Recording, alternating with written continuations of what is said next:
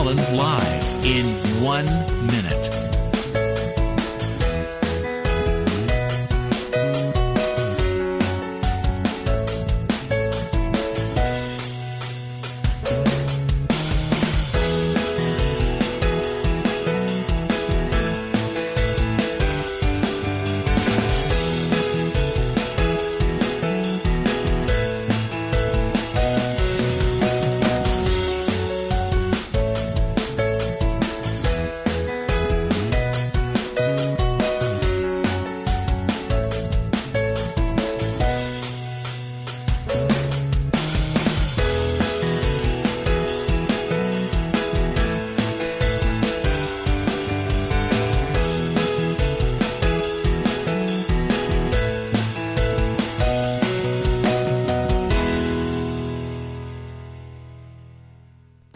Welcome to Lynn Cullen Live at pghcitypaper.com. Email your questions and comments to Lynn at pghcitypaper.com.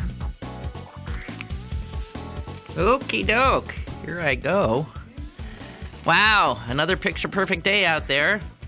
A little chilly right now, but that's going to be remedied as the clock ticks on. Enjoy it, because I understand the weather report in St. Louis is not so great, and that is coming this way for tomorrow. Here's my sister Susan. Hi, Suze. Hi. You got rain. I'll be back in my winter coat by this afternoon. Oh, it's cold. Well, and in St. Louis, this is already, we should be in the 70s sort of regularly. So, and I can't even think, and frequently I've planted my garden. Yeah. So, but I haven't even thought to go out and buy anything. Isn't that odd? Yeah, well, and the trees aren't even budded out. I mean, they're budded out, but they aren't leafed out, which by now they certainly should be. Well, see, so much for global warming. You're shivering in your boots. Well, we all know that was the mistake they made. They should have said climate change. That's right. The words are really important. And again, the other side is so much better at shaping the debate. Yeah, by getting the right word to the right label. And I don't know why we don't think ahead. Well, whatever. I mean, the planet's getting warmer, so you can see why they said global warming. However, anyway, what difference does the it make? The effects of global warming are climate change. Yeah, that's right. The effects of the Earth warming and the oceans warming, climate change, meaning things ain't what they used to be. It ain't normal. You don't know what to... That you change how the jet stream functions. Right. And you don't know what to... I mean, I don't know. I mean, could this be the way springs will be from now on, or is the Earth still trying to figure out what the hell's going on? I have no idea. Yeah. So we'll just have to roll with the punches, I guess. Which we're perfectly capable of doing since, we shouldn't complain. We have heat. We have air conditioning. We've got all this stuff to deal with. It's one of those, what choice do you have things. Yeah. So, Susan, you sent me such an excited message on my answering machine. Was that last week? Yeah.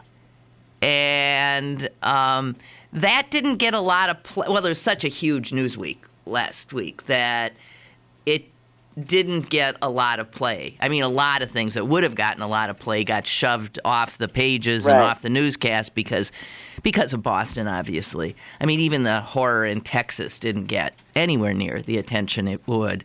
So your message, though, had to do with the gun debate?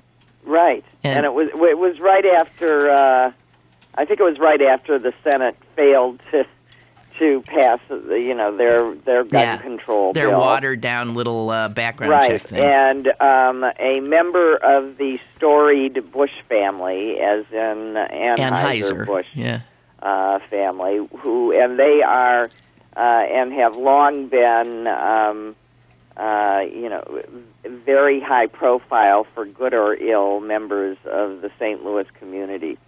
And this is one of the brothers, came forward after that vote and said that the Bush family had been long-standing members of the NRA, had been great financial supporters of the NRA, Ooh. but that what they were doing was so reprehensible that he could not deal with it anymore. And he said to go back to listen to Wayne LaPierre go back on positions that he previously held as perfectly reasonable and now try and force this nonsense down our throats is crazy. And came out, called them on everything, sent an open letter to the president of the NRA and, let it out at the same time and officially resigned his membership, but also membership clearly in the NRA. And I thought, wow, we need more like that. Yeah, we need more like that. And more he said, and more make and no more. mistake, my family hunts, my family are proud, gun owners, but nobody needs an assault weapon. Nobody needs magazines that hold, multiple rounds. You don't need this stuff. And this is and to pretend like it's a constitutional right is just nonsense. Well, I thought that was very interesting. I mean, this is, Well, you got to figure he is a seriously conservative Republican. That's my bet. Yes, he is. Yeah. And this is good. I just wish there were more and more and more and more. Not just high profilers like him, although it's good to have somebody like that so that gets people's attention. Certainly in St. Louis, that had to be huge. It's good to have someone in a city like mine who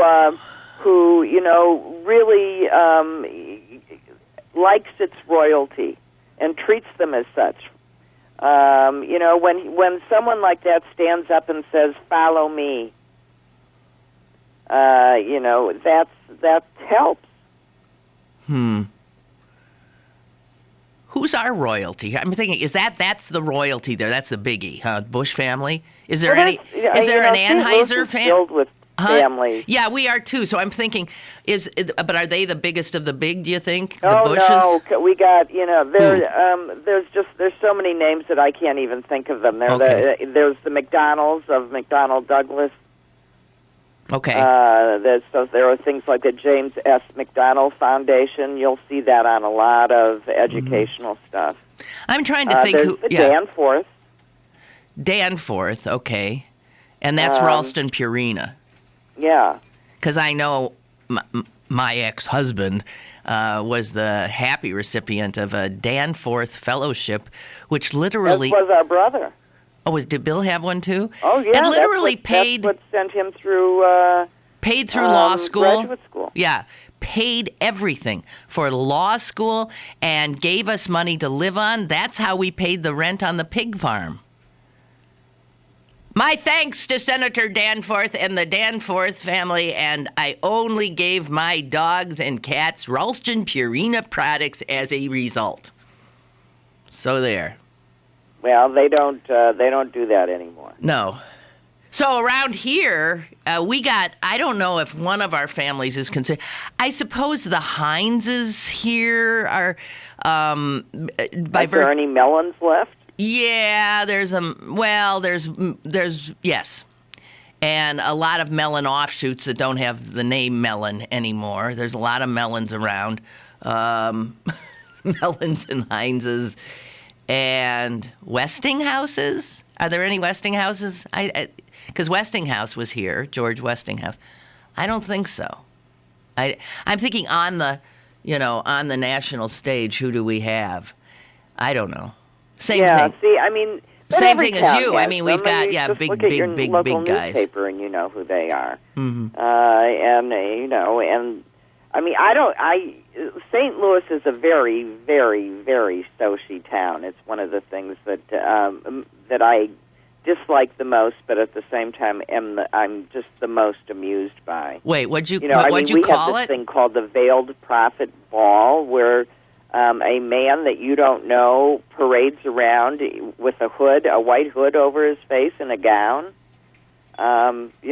Sure looks a lot like the Ku Klux Klan costume to those of us that are looking out from the inside. And what is that about? That's the Veiled Prophet. And it's a debutante ball. It's the very, sociest of the society. I never heard this adjective you're using, sociist. What does that mean? Climbing. It's just, Oh, okay. social. Oh, okay. All right. It's interesting. With Frick, Carnegie, I'm still trying to come up with... Don't you have that sort of stuff in Pittsburgh? Do we? I'm not aware of it. I mean, I know there's no, it's not that big a deal. I mean, there's a few debutante things that I see covered in, you see a lot of girls in white dresses, but it's not given a lot of play. One is in the Catholic community. One is, I don't know. No, I guess we don't, because I can't think of anything like that. I mean, yes, these debutante things exist, but no, they are not. And there certainly aren't any men wandering around in Ku Klux Klan hoods. Jesus. God. Unbelievable.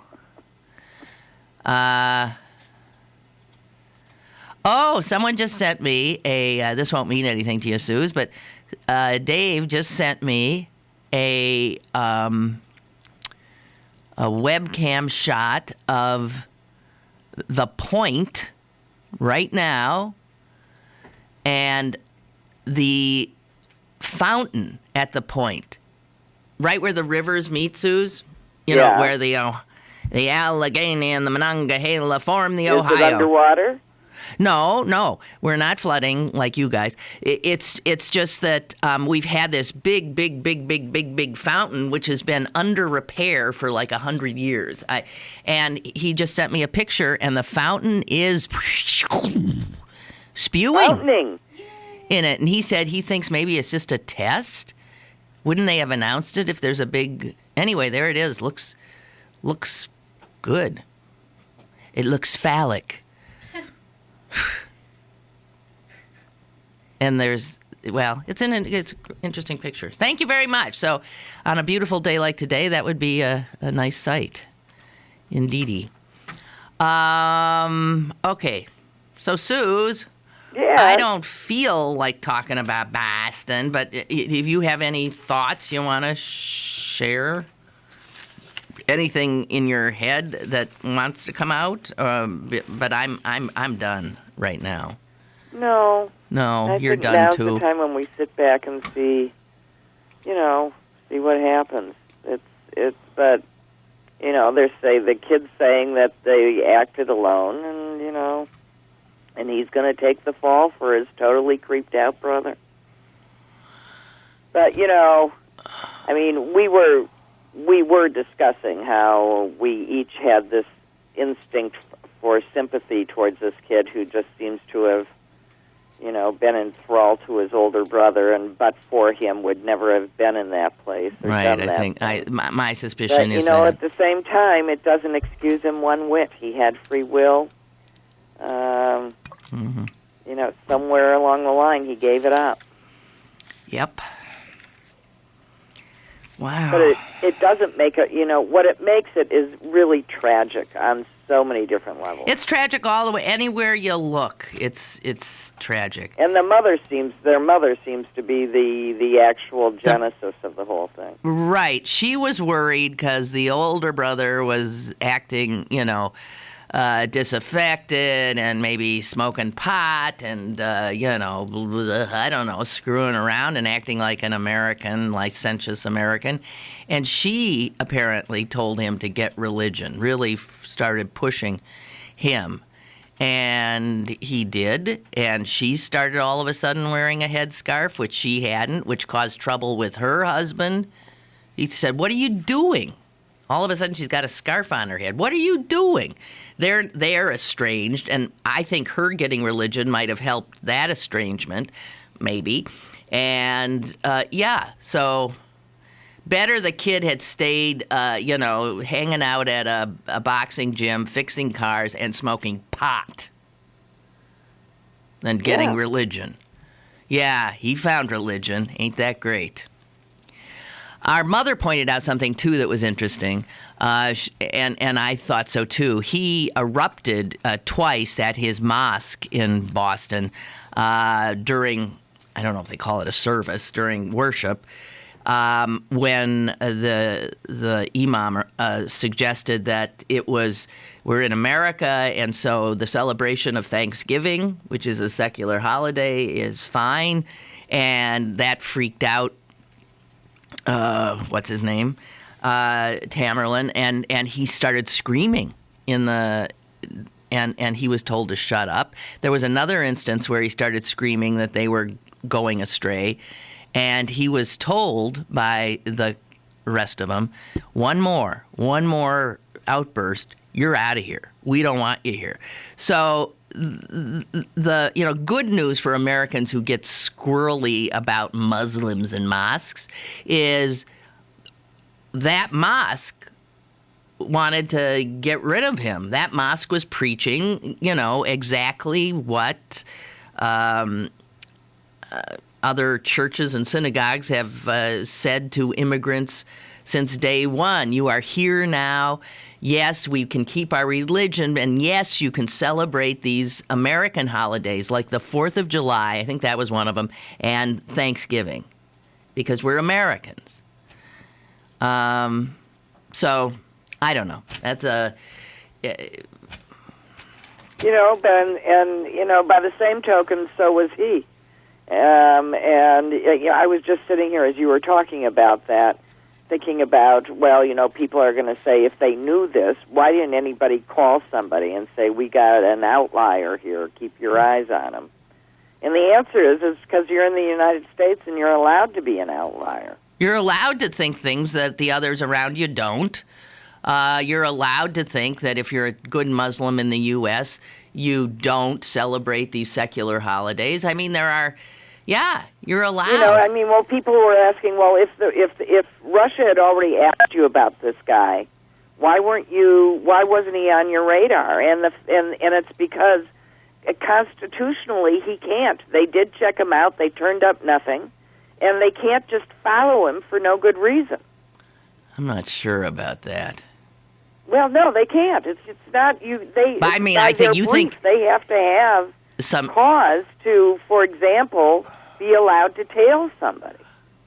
Well, here's my take on why they sort of let the Russian thing fall. They figured the Russians are worried about this guy because he's going to do harm there. This Chechnya stuff is their problem. And, I guess as a courtesy to our great friends, the Russians, they went and interviewed the guy, and he, just didn't... Yeah, well, they've got to start understanding this more in the terms of an, excuse the term, I don't mean this judgmentally, but factually, a slightly immature young male brain who literally uses, any kind of stuff. This is why they can get them on the, they can control them via the internet, because it's like porn. It excites them. I was thinking about how so much of this horror is perpetrated by young men. Easily manipulated under... and this is something that they know, that the male brain makes certain, instinct and impulse control connections slightly later and matures in some ways later. And yes, this takes direct advantage of this and stimulates it. Mm-hmm. So he might have been very interested in Chechnya, but used it to feed his, excitement here. And that's what they have to start looking at, I think. You really have to completely look at the psychology of the normal male. Did you happen to see the piece in the Wall Street Journal today about sex and men? Yes. Made me sort of sad.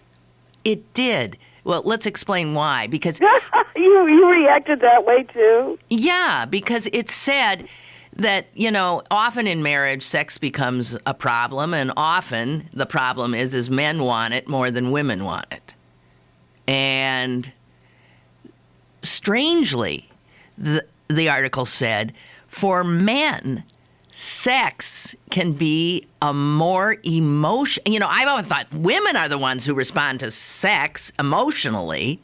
Men just need to, my sense was always, get it off. They just, have this huge, and it has to be released, and it's constant. The article said that because men don't have the kinds of friendships generally that women have, that they don't unburden themselves to friends about or anybody, because being a man is just, that the one time that they do feel that they are emotional and showing their emotion and showing a softness and an intimacy is when they're having sex, and that they need, not having sex for them is like not being able to be loved. But okay, yeah. No, did I get that here's right? Here's what I found, yeah. that, and obviously, I've been married for a long time, so maybe this is partly why. But the sexual part of one's relationship should always be one of give and take. And, just like our grandmother used to say about taxes, it's a high-class problem. A woman whose husband desires her frequently has a high-class problem. Yeah. And she's loved, you mean. And I don't mean to sound medieval about this, but even if you don't feel like it, if you love somebody and they're reaching out to you, you want a nice, long, happy marriage, reach back. Right. And that's essentially what the article said. It said there has to be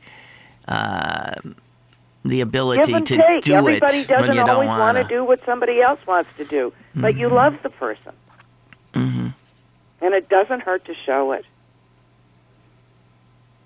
But it did. And I think that guy's remarkable for not cheating on her, which would have been the reaction of a large number of other people. They focused and not altogether inappropriately. She was refusing all contact. Yeah, they focused on a specific family who allowed themselves to be shown and talked about and everything, and they were, on top of it, they were very, sort of conservative Mormons who were virgins when they married. And she got freaked out, clearly. She didn't like it, clearly. So and there was no sex for over a year. And they did mention that hysterical thing in Annie Hall where Woody Allen is on the analyst couch, and the analyst says, well, how often do you have sex? And Allen said, not very often, not often at all, 3 times a week. And then they show Annie Hall on the couch and being asked the same question, how often do you have sex? And she said, oh, God, all the time, 3 times a week. So it's that difference in expectation, right? Right. Well, come on, ladies. Or a difference in how many times that she felt like she was being giving, and how many times he felt that he was holding himself back. Or that he was being rejected when he... Right. So, I don't know. Anyway, it's in the Wall Street Journal today if any of you want to read it. But anyway, it's an article that will warm all men's hearts because it says it's okay. You're like that little boy in a crib reaching out to his mommy to pick him up. Love me. That's what the impulse is. And you think that's true? Yeah, I do. Sort of. Okay. Well, I'll tell you what. Let's take a break. Actually, a number of subjects have popped into my head as we've been talking, both on this gun control issue, but also on sort of tracking a citizen And, you had said you got to have cause, and I sort of demurred, I believe. And that's because I read it. Well, smart cameras would say otherwise. Exactly right, which is what I want to talk about when we get back, how essentially we're all under surveillance all the time, and it's only going to become more so. So, whatever. I'm going to differentiate, but go ahead. Okay, but I want to take a break first. Okay? Sure. So we'll take a break and come back and talk about this surveillance stuff. More is on the way with Lynn Cullen Live. Go to barkbargains.com for great deals on gift cards from your favorite local restaurants, bars, museums, and shows. This week only, get discounts up to 20% for Red Lobster and Marshall's gift cards. Supplies are limited. barkbargains.com, Pittsburgh's best bargains. barkbargains.com. War changed you. In 1941, as Poland was being invaded by other sovereign forces, one village in Poland was the site of unspeakable horror. As Russian and German forces pressed in, almost all of the Jews in the village were tortured and killed. For decades, the crime was blamed on the Nazis. More recent evidence suggests the villagers themselves may have committed the atrocity. PICT presents Our Class by Tadeusz Słobojenik in an English version by Ryan Craig. Our Class is an unforgettable theater experience. Through May 4th, visit PICTtheater.org for tickets. That's PICTtheater.org. PICT performs at the Stephen Foster Memorial at the University of Pittsburgh. You're listening to Lynn Cullen Live at pghcitypaper.com. Once again, here's Lynn Cullen. Okay, well, I want everybody to forgive the sort of like the less than linear aspect of the program because I'm jumping all over the place here. I forgot, Susan, when you were talking about Mr. Bush coming out against the NRA, that I had seen a letter to the editor in the New York Times from an equally, maybe, sort of powerful Republican character doing the same thing, and I'll quickly read it. He's a Republican fundraiser and former finance chair for the Republican National Committee. His name is Alfred Hoffman, and here's his letter to the New York Times. My heart is broken. The Senate killed even the most modest gun legislation, something that is desired by the majority of the American people. Additionally, the National Rifle Association gave up all semblance of moral authority. Only the Republican senators, Patrick Toomey of Pennsylvania, John McCain of Arizona, acquitted themselves well by voting yes. There is no doubt in my mind that Republicans, under political pressure from Wayne LaPierre of the NRA, will be marginalized to the point of irrelevancy as the American people move inexorably to force the adoption of reasonable gun legislation. I just wish that our Republican leadership had done the right thing. We just handed President Obama the perfect way to defeat many Republicans in the next election. That's a high up in the Republican Party. My heart is broken. Right. Okay. So I did want to add that. Now, on this sort of issue of constant surveillance, first of all, I just want to say I really do think we all are. And we know it now. You've got both the government putting up these cameras everywhere. And as we saw in the Boston thing, it was a camera that Lord and Taylor had up that did it. So you couple the private sector's cameras with the public sector's cameras with the fact that every person practically is walking around at all times with a camera now, plus the internet, which where people put themselves out there on Facebook and Twitter and yada, yada, yada, yada, and all that stuff is retrievable. There is a book coming out called The New Digital Age, Reshaping the Future of People, Nations, and Business. And it's written by Eric Schmidt of Google, former CEO of Google, and Jared Cohen. And I just want to tell people it's not Jared Cohen, who's been the chancellor at Carnegie Mellon for years. It's another Jared Cohen, who also is the director of Google Ideas. And they do the dark. This book is in a lot of parts about the dark side of this technological capacity to track everything and every movement.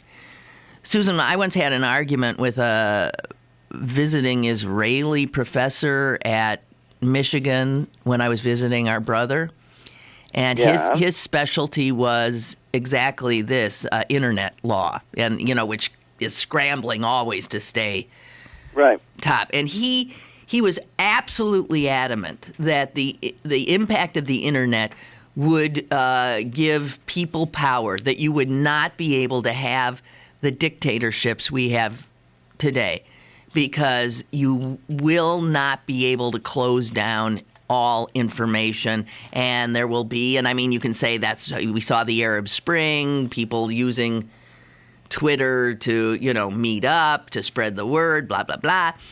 And he was just adamant, and I kept, I'm always gloomy, and I was saying, no, I think, governments can get a head start and they can control things. Well, this book coming out, in a lot of ways, buttresses my case. Can I tell you a few things in it? Sure. And okay.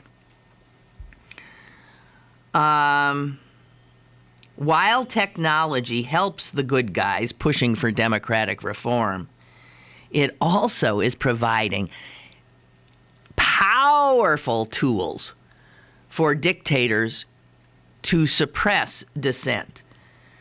And they go on to say that from, Iran to China to, God knows, North Korea, these autocrats are building the technology and training personnel to suppress all democratic dissent, and often with the help of, all these Western tech companies. And they talk about how the new arms race is essentially not weapons. The new arms race is software. Yeah. And technological know-how. And so arms dealers now are often, they're geeks, they're nerds, and they're selling all kinds of amazing software that does data mining and real-time monitoring of citizens. And they make the case that everything a despotic regime would need to build an incredibly intimidating digital police state is commercially available right now. Well, it is. I mean, if you look at, for example, what New York has, and we understand why they have it, and we're probably even glad that they have it, that the smart camera, can follow somebody, knows what's normal, say, for a given corner. And if something is there that's not normal, it picks it up immediately and signals it. And if something has happened and you're looking for a suspect in a red coat, you can ask it to sit down, to just pick out red coats. You can do whatever you want. But the difference about this is that, and the constitutional argument for this is that when you are out in public, you have no expectation of privacy. And therefore, because they aren't looking at anyone in particular, they're looking at everybody. And if you are acting normally, it's not going to even notice you. And couple that with the fact that you have an expectation of privacy, of no privacy anyway, constitutionally, they can do this. Wait, did you just said you have no expectation of privacy? You have no once you are on a public street, out in public, you have no expectation of privacy. Okay. Constitutionally. But constitutionally, we do have, it's a hallmark of American, the whole ideal is that we do have the expectation of privacy in our home, is that right? Right, right. If you're looking in my windows, you've just crossed the line. Yeah, but this technology can look in the windows. Yes, but that is not... They might be able to do it, but they are not allowed to do it. Now, whether that matters or not to you as a as a good deterrent, I'm just going to argue that that's what our society is based on, that people are respectful of that. Can it be misused? Yeah. Can the Bible be dropped inappropriately? Sure. Okay. Well, get where this is going. I mean, again, it'll just keep getting more so. Well, and we're acquiescing because we're scared. I want New York to know, to be able to notice and have an alarm go off if someone drops a package where it shouldn't be and is left unattended. That's the sort of stuff that this picks up. Okay. Get this. This book says the most important data that governments will want to collect in the future is biometric information. And that means, obviously, being able to identify people through a unique biological or physical attributes, such as, obviously DNA would do it. But, now biometric identifiers are like fingerprints, right? And a picture. But software for voice and facial recognition in the very near future will surpass all those things. No one's going to do fingerprints anymore. Because the voice and facial recognition software will be absolutely indisputable in its accuracy and the ease of use. So that there'll come a time when, we will, I guess at the TSA, they'll just scan your face. I don't know. Scan your face or ask you to say a few words into the mic, and they'll know who you are. And then they say with the cloud computing, it takes just seconds for this software to compare millions of faces. Seconds to do millions of faces. And the accuracy improves with people who have many pictures of themselves online. Yeah. Okay. And then by indexing these biometric signatures, some governments will then try to track every move and word, both physically and digitally. And in fact, they'll be able to. So for people who do value privacy, the issues coming up in the near future are just going to be huge. Well, it is huge, and you are totally, I'll go all the way away from the big government thing. It's what people are willingly giving up about themselves or unwillingly giving up about themselves, and it happens in the most innocuous of ways. And I'll give you an example. A friend of mine is very active in our parish church. Mm-hmm. And she goes online one morning, and there's the parish newsletter. And in the newsletter, it publishes the names, addresses, and phone numbers, dates, and times of the people who have volunteered to clean the church. Okay. One of which is her. So she immediately calls the church and says, "Take that down. You've just advertised who we all are and when we won't be home. And meanwhile, put out information about me that I don't necessarily want out, like my name and address." So it was taken down, but she Googled herself 10 minutes later, and of course it's there. And it's because it's the most recent, it's the first thing. And that doesn't get erased. So it says, when she Googled herself, if you want to rob Jane Doe's house, she will be at the... I know, but I'm saying... reference in the church newsletter. No, I know. She will be at immediately church. By her phone number and address. But Susan, there are a million other people who have her phone number and address. They don't need the church bulletin. Not necessarily. And what I'm saying is, I'm saying that people's information is out there as much as you try to be private at this point. Other people are letting your information out. And that's that. Mm. It is a consequence of where we are. And yes, that all of the, that we are so far along the road that you can't close that door on the barn. Okay, well, just another instance of how so. Will the internet and all this technology allow things like Arab Springs to flourish and the people to get rid of despots and take over? And it's all of it. It's for good and ill. And here's what, actually, they quote Henry Kissinger, who I don't normally agree with anything the guy says, but I think he's right about this. He's looking at Egypt, and he says, "Okay, they did it. They did it." And he said, "With the internet, you will be able to quickly acquire a kind of mad consensus that will drive the world, and few people will be willing to openly oppose it." Then he says, the newly empowered citizen knows the techniques of getting people out to the square, but they don't know what to do with them when they're there, and they don't know they know even less of what to do when they win. Right. And that's what you see in Egypt.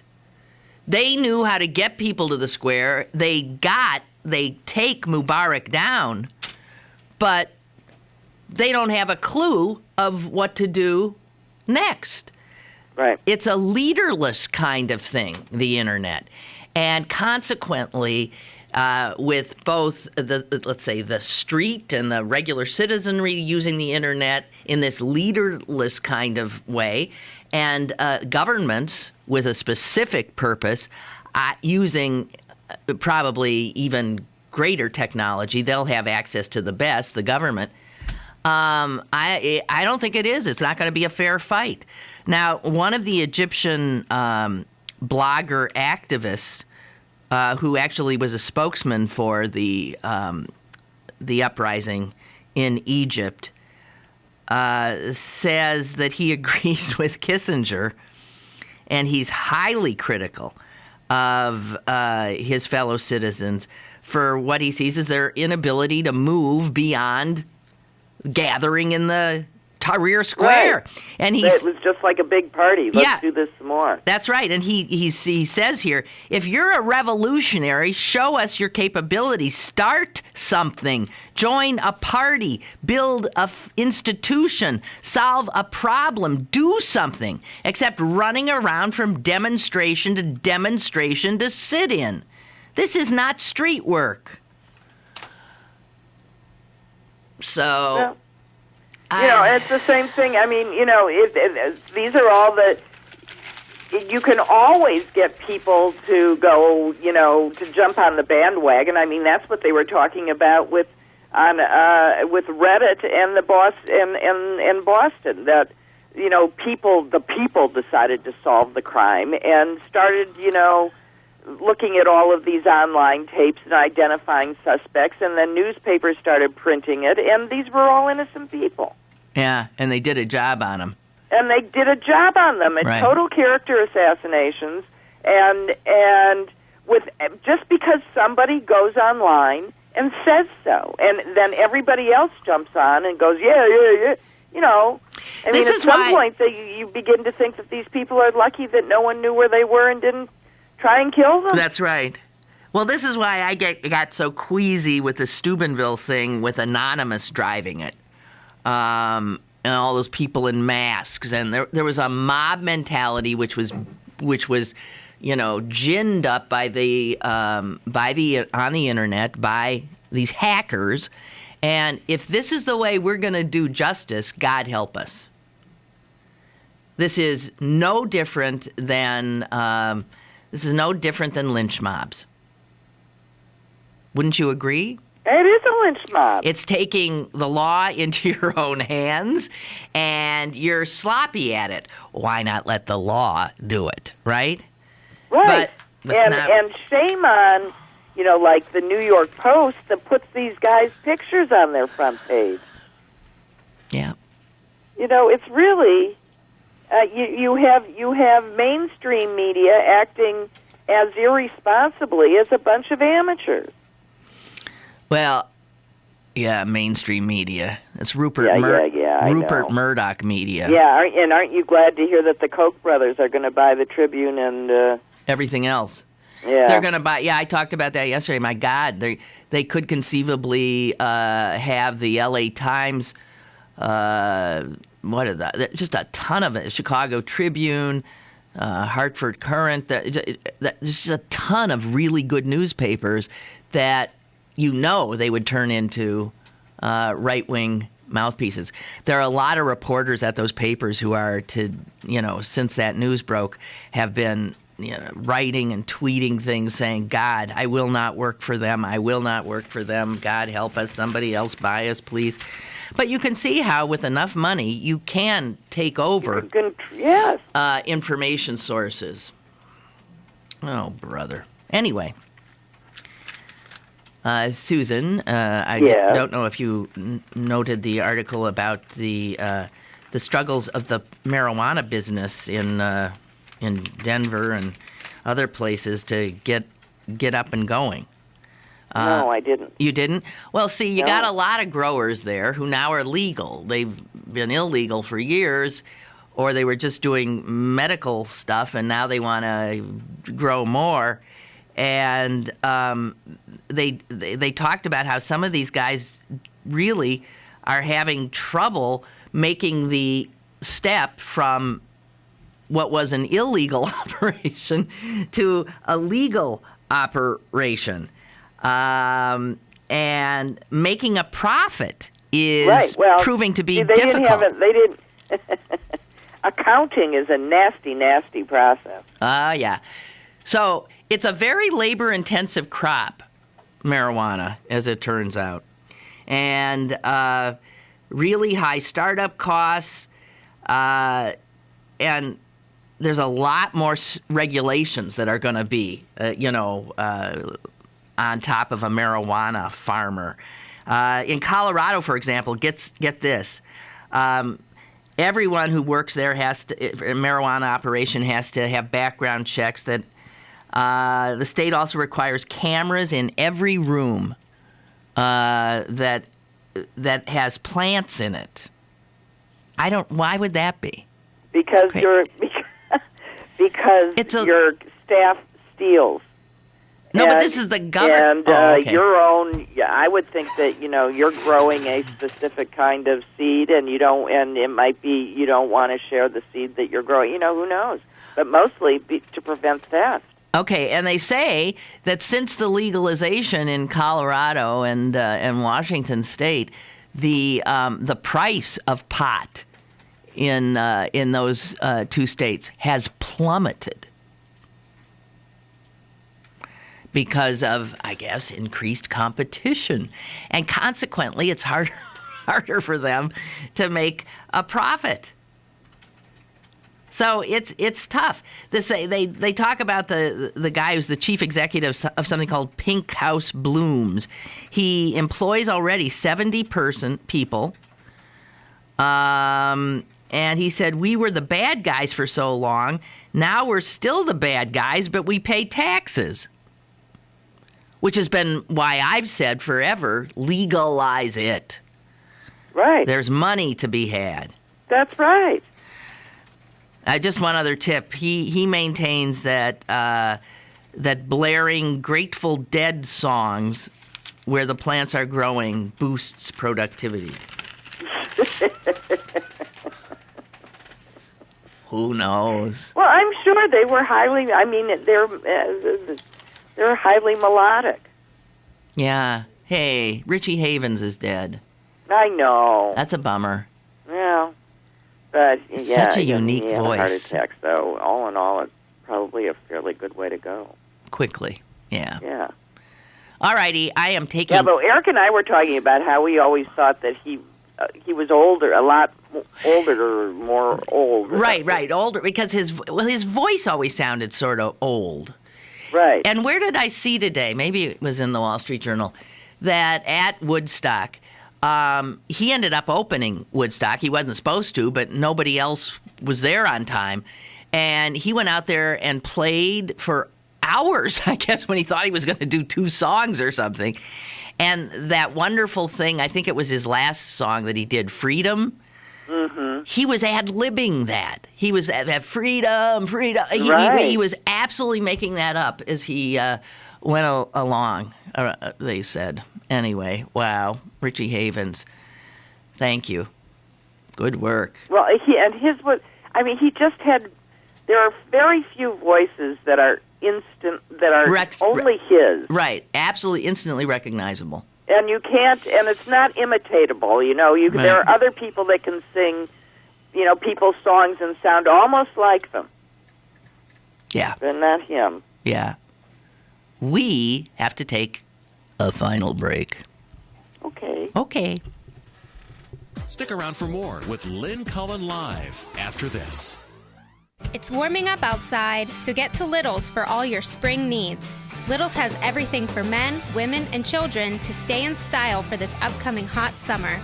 Lots of great colors from Dansko, New Balance, Steve Madden, and much, much more. Don't forget to come visit this season's colorful handbag selection as well. Little Shoes, Pittsburgh's largest family shoe store, 5850 Forbes Avenue in Squirrel Hill. This week's Pittsburgh City Paper is available now. Pick up one today for our inaugural Travel Guide magazine. Plus, anything goes. Butch, and a look at how green is the burg compared to other cities. Pittsburgh City Paper available at over 1,700 locations throughout Western Pennsylvania and on the web at pghcitypaper.com and on your smartphone at citypapermobile.com. Now, it's back to Lynn Cullen Live at pghcitypaper.com. Okay, I knew it. I'm taking flack for mentioning Kissinger. Well, not fun. Ray writes, yeah, Kissinger also predicted the domino effect of communism. Well, he was one of millions who believed in that. He is and always has been a murderous ass, says Ray. These old men have no idea what tomorrow holds except the assurance of hellfire. Jeez. Ray, you got up on the wrong side of the bed this morning. Ray. And then he continues, listen to the new technocrats, and they will let you know exactly what the future holds. Robot overlords and legal pot. Well, I think one of those is okay. Yeah, that's not so bad. If you have enough pot, maybe you won't care about the legal, the robot overlords. Oh, God help us. What a bizarro world. It'd be better than Republicans say. Oh, my gosh, what a world. That's not fair. No, we're these new style ones. Oh, these awful. We're careening into here. Okay, Susan, I don't know if you saw this. This is a little moldy. I think I've been carrying this around for a while, and I meant to talk to you about it. Let me just do this quick email on Richie Havens.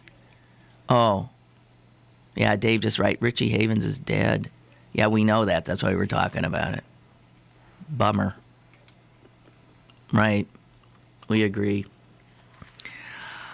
Okay, so every once in a while you hear about some teacher somewhere doing an assignment that you just, your jaw drops, right? Yeah. And the last time I did a story like this, it was a teacher, it was actually from the other end. Some teacher in one of those big, square, sparsely populated western states got in trouble for using the word vagina in a sex education class. What was he supposed to say? Ta-ta? I don't know. And there was something else, too, that he did. Oh, I know. A real big mistake was that he also in another, he's a history teacher, too. Well, that can't be. Whatever. He had kids watch Al Gore's movie. What was that movie called? An Inconvenient Truth. An Inconvenient Truth. And then they Right. Because my good friend that writes all these captions that win all these contests in the New Yorker. Oh, really? Put a picture of Al Gore's son. Remember, he was arrested for cocaine, something or other. I thought it was ago. DUI or something. And that morning, he put a picture of the kid down in front of his wife with the caption, "An Inconvenient Youth."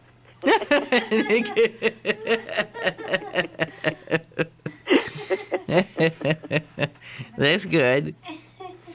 So, so anyway, I forgot what I was saying. Oh, so he asked them, he showed them the movie and said he wanted them to write critical essays about it. He got in trouble for that. God almighty. Well, why? Because they were perfectly allowed to say it's a bunch of hooey. Exactly right. Anyway, here's a new one for you. This is a 10th grade English teacher. This is a high school in Albany, New York.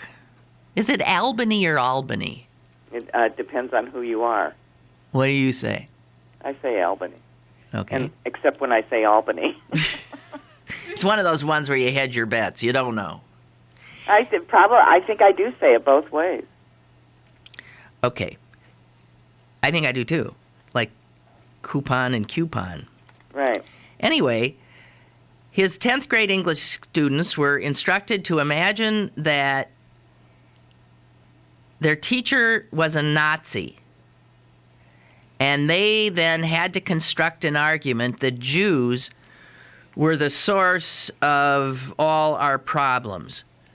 And they were supposed to use historical propaganda in making their point and make sure they wrote in a proper high school essay structure. All right. Well, I think that one's a little strange. Oh, yeah. And here's what he said, too. The assignment read, he had this written down. The assignment read, "You do not have a choice in your position. You must argue that Jews are evil and use solid rationale from government propaganda to convince me of your loyalty to the Third Reich." Oh, God. Yeah. That's what I thought. Do you believe that? So here's the part that got me more freaked than anything. These things go on all the time, and you always hear it comes to the fore because a parent, a kid says to their hold on, right. Yeah, a parent freaks out. Sometimes the kid says, no, or it's the kid that freaks. Well, or it says complains. to the parent, right. Whatever.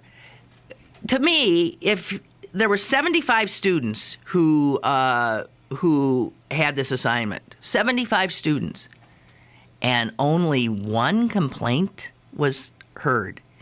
75 kids took home an assignment that said, prove Jews are evil and they're responsible for everything that's wrong in the world. And one out of 75 said boo? Yeah, that does not surprise me.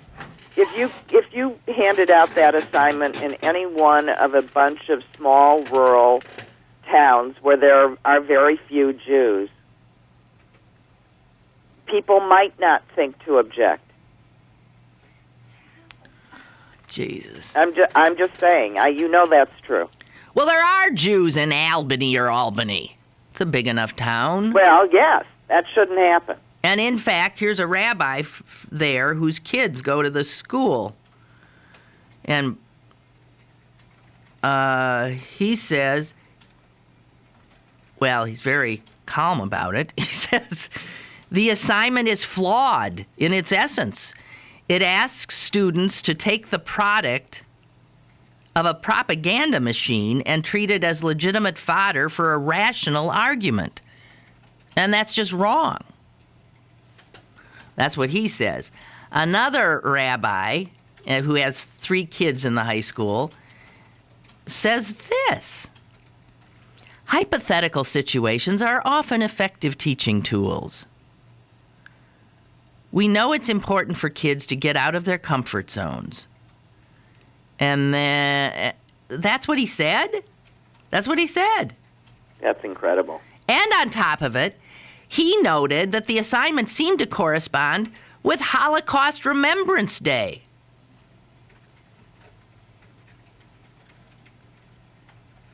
Even if there's a way that I can try and twist the teacher's logic, no. There's so many other ways to teach that lesson And the premise of the lesson in the first place is wrong. The proper answer to that lesson should have been, no, I refuse. Because that's the difference between Nazi Germany and a classroom in the United States. That you refuse to do the essay? Yes, I refuse to go along because authority ordered it, which was the excuse of so many people then. It'd take a brave kid. So the A student in my head would be the one that said, no, I refuse to do this because I will not go along with what I know to be wrong. Wow. That would have been the A. Anyway, I'm not aware of what happened to the teacher is facing disciplinary action. What does a school board do in a sense like this? Here's another guy who is Jewish and whose student got the assignment. And the student said he didn't think the teacher is anti-Semitic, and that he thought he was just trying to teach different points of view. His father, Moses Nagel, said he did not favor harsh punishment for the teacher. Wow. What are these Jews, a bunch of forgiving Christians? No. I would be up. I'd be outraged. But in answer to your question, it doesn't necessarily come before the school board. That can be handled by administration, and the only time it's necessarily coming by the school board is as an informational item to let them know, how the controversy is being handled. But unless they're trying to get rid of a teacher who's tenured and it's that level of the issue, it's not going to come before the school board for a vote. And even so, it should only come as a recommendation. You know, that's the sort of thing that you try and allow. You've established rules, you've passed rules and regulation for your school. That's your job. It's it's the superintendent and his staff's responsibility to enforce the rules that the board has passed. There's no different than if the guy had said, I want you to write an essay on why it was a mistake to free the slaves. Right. I don't know. Beyond me. Well, context is everything. These people obviously know the teacher. And they must, think that he just, I don't know. They know the teacher. All right. And the teacher will be more careful. I would hope so. Okay, Miss Susan. Thank you very much. Well, thank you. Okay, you have a great day freezing to death there in St. Louis. Yeah, freezing to death in the pouring rain. Well, stay in. Watch a movie. Make some popcorn. Okay, you. I'm going to the gym, man. Oh, good for you. All right, Suze. Okay. Do it. Bye. Bye. Bye. Yeah, guess what? I'm going to the gym, too. Oh, God. Oh, I feel like I'm like walking to my execution every time I go in. I don't want. It's amazing how you can force yourself to do something you don't want to do. Or not. Okay, that's it. I'm sorry. Woo! Get out in this day, 'cause tomorrow ain't gonna be anything like it, is what I'm hearing. Okay? Thanks so much. See you tomorrow. Chris Pata, my guest.